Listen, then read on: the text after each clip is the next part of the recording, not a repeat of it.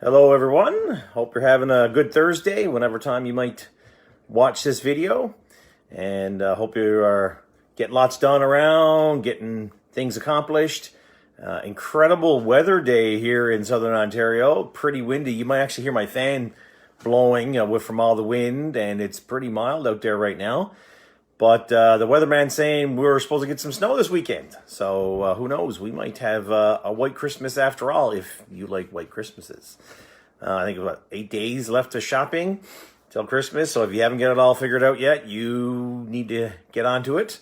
I'm thankful that all our shopping is pretty much done, besides getting the special food items for Christmas and the special treats for everyone. So that not much left. And as you can see behind me, the ladies in the house have got our Christmas tree, and actually it's trees. You can't really see it all, but at any rate, it looks good. Lights are up, decorations on the other side. I got a Christmas tree light thingy on my wall. So yeah, it's all good. And it's always enjoyable to see those things. You know, there's lots of fun and exciting things connected to Christmas.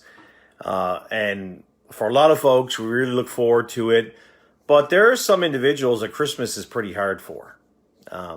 They get down, they get discouraged.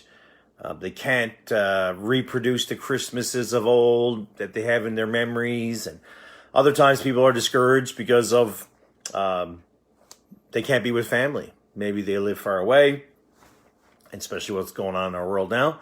Can't be with family or friends, or maybe they've lost a family member over Christmas time, so Christmas is tougher for them. And if we're going to be honest, we all face discouraging times, and we can get discouraged. Now, it may not be at Christmas time we get discouraged, but we all have to face it. And it's not just because, maybe you think, oh, because I'm a weak Christian. No, that's not true. Great servants of the Lord shared, discouragement, or they faced discouragement, I should say.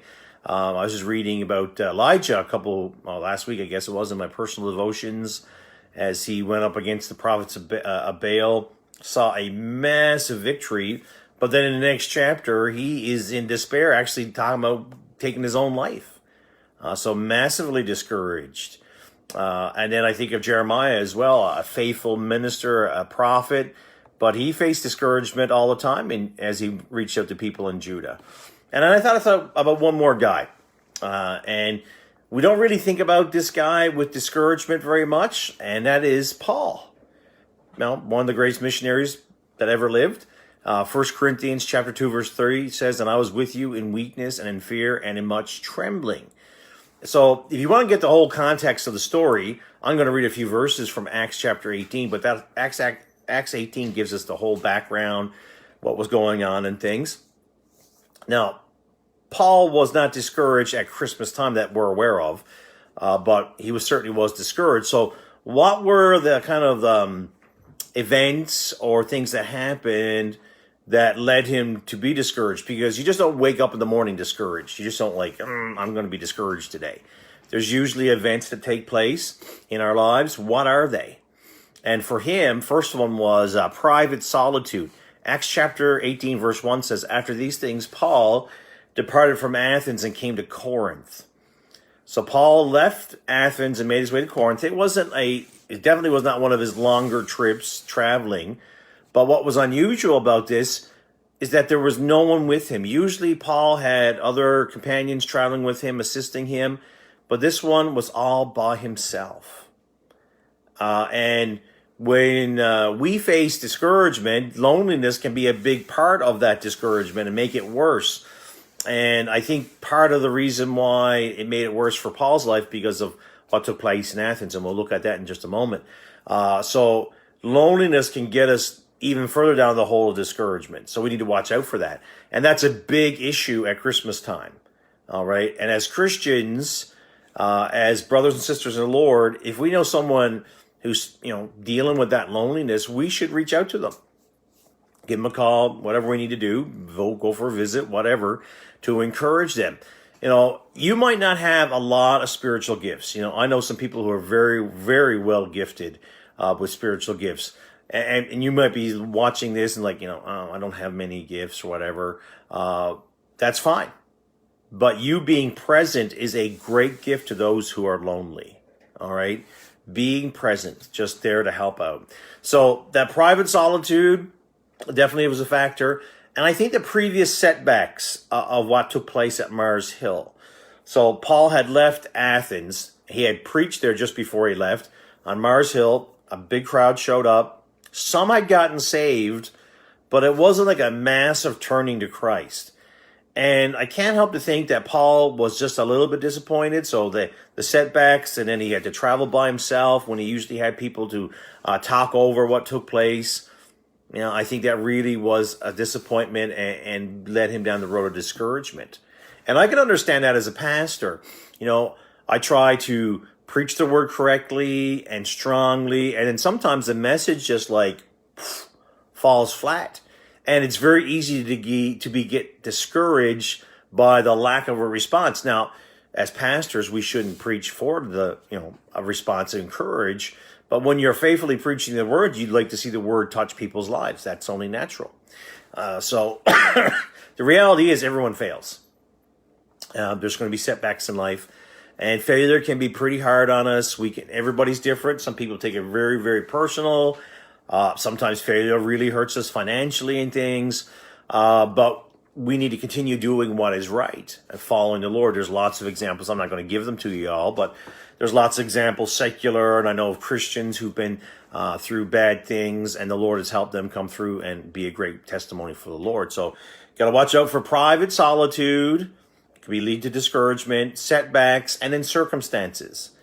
Acts 18, verse 3, and because he was of the same craft, he abode with them and wrought, for by their occupation they were tent makers.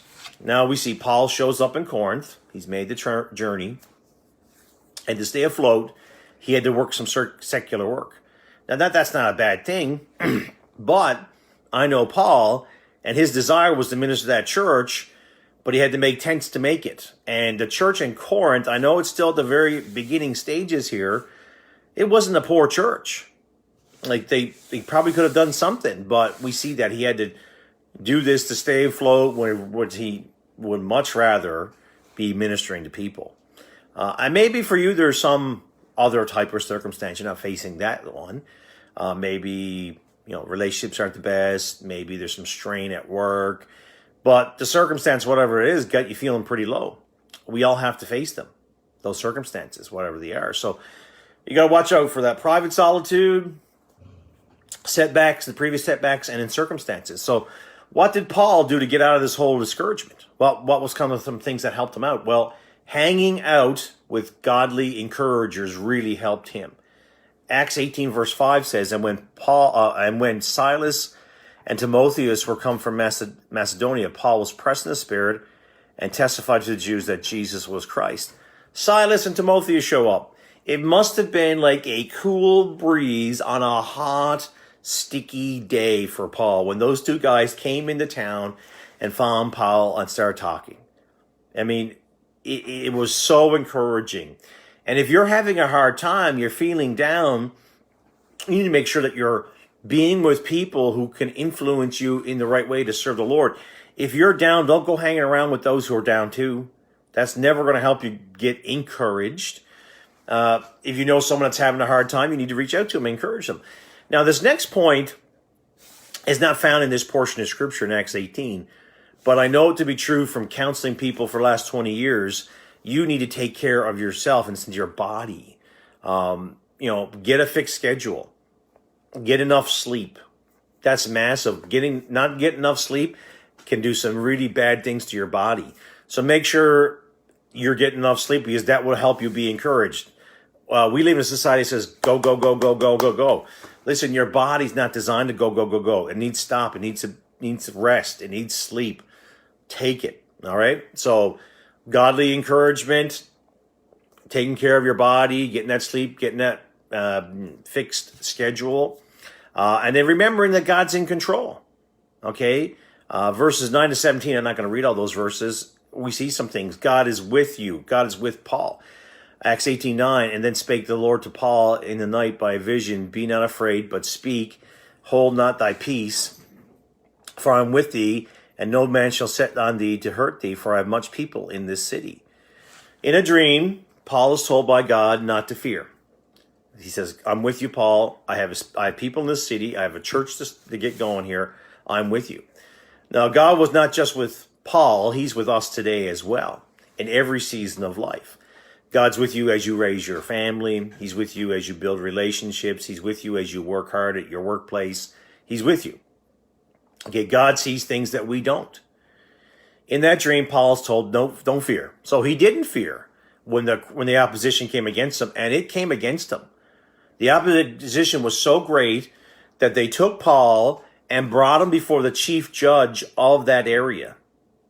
And as soon as he enters the judgment hall, the judge says, get him out. I don't want him in here. Acts 18:16, it says, and he drave them out from the judgment seat. A truly amazing event. No one in the opposition to Paul would have thought that was going to happen that day. Paul didn't know that was going to happen that day, but God did. God knows, God sees, and he has our best interests in mind. He wants the best for us. And then God does things that we can't. It was amazing that the case was literally tossed out. But when the Gentiles took the leader of the opposition, they laid on him a beating in Acts 8:17. Then all the Greeks took Xenotheus, the chief ruler of the synagogue, and beat him before the judgment seat. And the judge didn't care. Whatever. God does things that we can't. And maybe this Christmas season, you're feeling low. Maybe you're already discouraged. Maybe, you're in that hole of discouragement. And I'm happy to tell you that you don't have to stay there. You don't have to stay down in that hole of discouragement. Get around those who will encourage you to serve the Lord. All right? And make sure you're taking care of your body. Make sure getting that sleep and things. Make sure you're getting in God's word. And remember that God is in control. He's with you when things are bad, and he's with you when things are grand. Okay? He's there with us. He knows. He has a plan. So let's do our best to trust him and follow him the best that we can. And maybe you're watching this and you're not discouraged. Maybe you're super encouraged. Let me exhort you to encourage those who are around you. Be like Silas and Timotheus of old. And be that cool breeze that blowing in on a dry, hot day for those people who are discouraged. Reach out to them and encourage them. So I hope that's been a help to you today and in the days ahead. And I hope you'll join me on Saturday at 8:30 for Facebook Devotions. And then on Sunday morning at 9 a.m., we'll have a regular service, and then 5 p.m. And at our 5 p.m., we got a special service planned for you. We got lots of singing. Orchestra's playing a bunch of Christmas sets and musical numbers. I don't know if they're all carols or not. I'm not involved with the orchestra, but I know you would be encouraged by it. So I hope to see you in person. And if not, you can join us online. It'll all be there for you to watch and be encouraged by. So I hope we have a great day, folks. Enjoy the weather if you live here in Southern Ontario today. Keep looking to Jesus and redeeming the time. Take care and God bless.